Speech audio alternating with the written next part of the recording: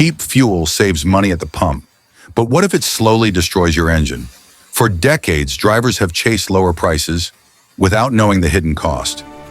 Cheap fuel has long been tempting for drivers, especially when prices rise and daily travel becomes expensive. But history and automotive science tell a different story. Since the early days of internal combustion engines, fuel quality has played a critical role in engine performance and longevity. Low-quality or adulterated fuel often contains impurities such as excess sulfur, water, or improper additives. These contaminants do not burn efficiently. Instead, they leave behind carbon deposits that slowly build up inside the engine, affecting fuel injectors, valves, and combustion chambers.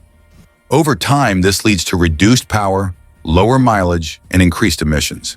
In extreme cases, poor fuel quality can cause engine knocking, overheating, and premature component failure. Across decades, from early carbureted engines to modern fuel-injected systems, the lesson has remained consistent. Savings at the pump often lead to higher repair costs later. Cheap fuel may appear economical in the short term, but in the long run, it silently damages the heart of the vehicle. Protecting an engine begins not with repairs, but with the quality of fuel that powers it every day.